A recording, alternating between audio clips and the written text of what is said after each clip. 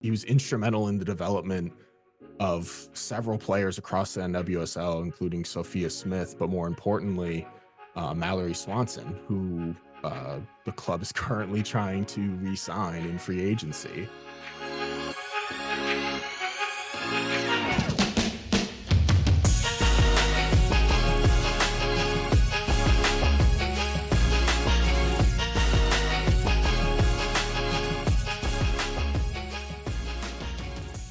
Welcome to Red Stars Report, a podcast dedicated to bringing the latest news and commentary on the NWSL Chicago Red Stars. If you're new to the podcast, I'm your host, LT. My friend and co-host Grant is off for the holidays this week, but we'll be back soon. If you've joined us before, welcome back. And I appreciate you for coming back to us as your source for the news on the Red Stars. The response to our first episode was better than I could have imagined. And I just want to thank everyone for supporting us as we continue to take on this new adventure here at Red Stars Report, becoming a podcast after being social media and a community platform for so long. We're still going to do those things, and they're kind of, the most important aspects to Red Stars Report to me is our community. The podcast isn't necessarily supposed to be, the thing we dedicate our most time and energy to, but it is something that we wanted to bring to the community as something that has been talked about for so long within the community. To me, wanting to start a podcast, so that's why we're doing it now. And there's a lot of news surrounding the club since the last episode. So since it's just me alone this week, I thought maybe we could just focus solely on, the news of the week. First, we could talk about the hiring of Lorne Donaldson, first major move by the new club president, Karen Lietzau, and Laura Ricketts as the new owner of the Chicago Red Stars and chairperson. It's important to have Lorne, or even just any kind of coaching hire prior to the college draft that's coming up here in January. We had a coach last time during the college draft, but not the year prior. And to not have a coach during this college draft was kind of what a lot of people were worried about. But with the hiring of Lorne, it's something that we can kind of ease off on now and be excited about, because Lorne is a fantastic hire. Uh, One I didn't expect, but was incredibly excited about. A little about Lorne and why he's such a great hire is he was most recently the coach of the Jamaican women's national team, the Reggae Girls, and he led them to become the first Caribbean nation to advance to the knockout rounds in Women's World Cup history, which is just incredible. He has a heavy focus on defense at the World Cup, and that's sorely needed in Chicago right now after having, the worst goal differential in the league in 2023, and depending on how things kind of shake out in the defensive line of the club for 2024, we could really use Lorne and his experience to develop players who can succeed in a defensive focused club. A really important aspect to the hiring of Lorne is he becomes only the second full-time black head coach in NWSL history. And not only is that important for the league, but it's also important for a club who has historically been, nearer at the bottom of the league in black players on their roster. It's something that is talked about often. Um, you can only you can name a handful of black players on the Red Stars or even in the history of the Red Stars, and that's just it's never something that's been acceptable as the second full-time black head coach in NWSL history. What he could bring to the club and sort of change their ways and change their look for the better. But he was also the president of the elite youth soccer club Real Colorado, who he was instrumental in the development of several players across the NWSL, including Sophia Smith, but more importantly, Mallory Swanson, who the club is currently trying to re-sign in free agency. And with the talk of free agency, like with Mal, both moves and rumors and reporting has kind of been happening lately. And obviously, since we are talking about her, we'll mention that uh, there was a report in the Athletic that Mal was offered, quote, a substantial offer by Racing Louisville. But sources say that the club was told that Mal is staying in Chicago, which is incredibly exciting, yet not unexpected. We kind of all always talk about the fact that Dansby Swanson, her husband, has signed with the Chicago Cubs, 7-year contract, no trade clause. They're kind of establishing a home in the Chicago area, and you would hope that there would be no reason for her to go elsewhere or look elsewhere.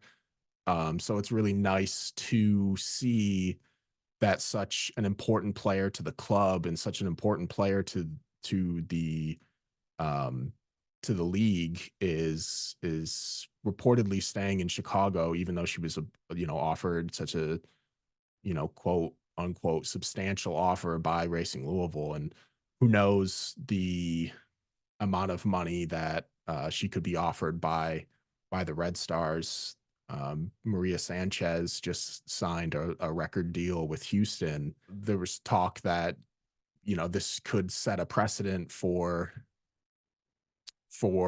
the amount of money that talented players will get in this league, but not just that be what people would be aiming for, but these contracts this season could go even higher. Now, with that news from the Athletic being really exciting news about a head coaching hire, of course, different reporting from the Athletic and also the Equalizer has also sort of suppressed that excitement around the club's off season. And first, it was that reported by the Equalizer that Tierna Davidson is in talks with Gotham FC to join their club. That could be a huge loss for the Red Stars, especially in a back line that already struggled last season. Um, it's important to note that Davidson stated that her decision this offseason will take into consideration how the club handles the hiring of their next head coach. And, she said that several months ago. And so the fact that the club has now hired Lorne Donaldson as their next head coach, that could really, you know, that's a statement hire. And if Tiana, can look at that and say, like, that's the kind of coach that I want to play for, then hopefully that could, pull away from signing elsewhere and coming back to Chicago. But it's also important to note that in her statement, it also included her taking into consideration topics like new facilities and everything else that kind of comes with what the new ownership could offer. But hopefully, Laura Ricketts and the rest of the owners will make such a big difference in those areas as well, with the amount of money that they've committed to invest, that it'll lure players who are incredibly talented either back to the Chicago Red Stars or outside players, either overseas or also in NWSL free agency. And so the other news that was reported by the Athletic is that Casey Kruger, another fan favorite and incredibly important defender, is in talks to join the Washington Spirit this offseason. Casey, I thought, was the MVP of the Red Stars in 2023. She's always provided exactly what the club needs every single time she steps out onto the pitch. Not to mention her impact of all the other years that she's spent in Chicago, especially as a hometown player. You know, Chicago has always been a club that Chicagoland, Illinois players that play at colleges near or in the state of Illinois have always kind of come to. And there are many reasons that, you know, that was the case, especially at the youth level within Chicago. And that has kind of changed nowadays. But with such a, you know, overturn in the ownership, the front office, the coaching, things like that may not come into play anymore. Being you know a hometown kid, but it's always been incredibly nice to see kids that come from the area play professionally in their hometown. So to watch them leave the club is always just a little bit harder than some other players. I just wanted to say that remember that these reports, though they could be incredibly accurate, don't mean that the players are 100% going to sign with these other clubs. Information like this has always kind of been in sports and has at times been used to kind of push current clubs of players to kind of step up their offers and their contracts during free agency. So it may, they may be talking to these teams, but it doesn't mean that they're putting pen to paper. But uh speaking of pen to paper, something that actually did happen this offseason and not just a report is that the club is going to lose defender Kayla Sharples in free agency to Bay FC. Kayla has been with the club since 2019 and is another homegrown player that's going to be leaving the club. It's a huge loss to the back line, especially with the rest of the reports that we've been talking about being of defenders that could be possibly leaving. Uh, Kayla has always been a really bright, shining player, both on the pitch and off the pitch. A great personality. She's going to be really missed. I've heard a lot of people talking about how her family's going to be missed in the crowd, but it'll be exciting to watch her kind of bring that Chicago grit, that Chicago mentality to Bay FC. And then the Bay comes back and plays Chicago, hopefully a nice roar from the crowd will be there for her and to greet her. It'll be really nice to see. She's such a good player and has always stepped up to fill the role that she was asked to fill when other defenders have been down. Now that we're kind of done talking about the actual like reports and rumors and actual moves that have been going on in the NWSL, I'll put up a graphic for those watching on YouTube that shows kind of where the roster stands at each position and who the rest of the free agents are. The club currently has 18 players rostered at the time of this recording: two goalkeepers, five defenders, six midfielders, and five forwards. Free agents still on the market are Emily Boyd, Casey Kruger, Yuki Nagasato, Mallory Swanson, Tierney Davidson, and Bianca St. George. Ella Stevens is currently a restricted free agent, which means that any offer that Ella Stevens receives from any club, the Chicago Red Stars can match it. But even looking at this graphic, there's currently nothing being added to the club outside of the reports that Mal is staying. No other news from the rest of the free agents re-signing with the club or signing anywhere else.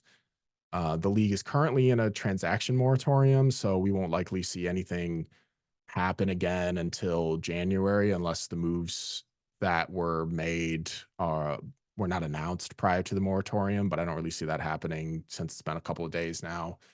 Nonetheless, you can head over to our social media pages, or you can join our Discord to keep up with the latest news on the Chicago Red Stars and see our immediate reactions to them.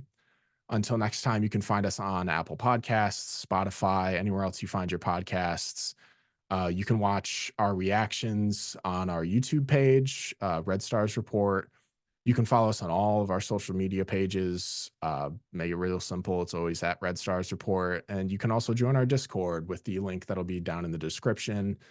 Um, we just added a channel on our Red Stars Report Discord called the Club Archives, which our buddy Eddie, who's a librarian, has been going through a lot of old archives from the club, from when the club was first getting its name to player signings.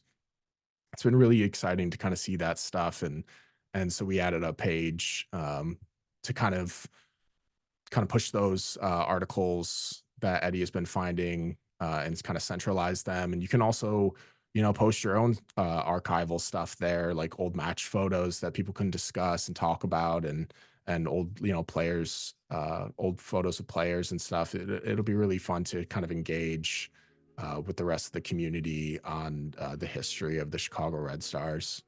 I hope you enjoy the holidays. If you need people to talk to about soccer, our Discord is always active with community members discussing everything that's kind of happening in the soccer world. But I'll see you next time on Red Stars Report.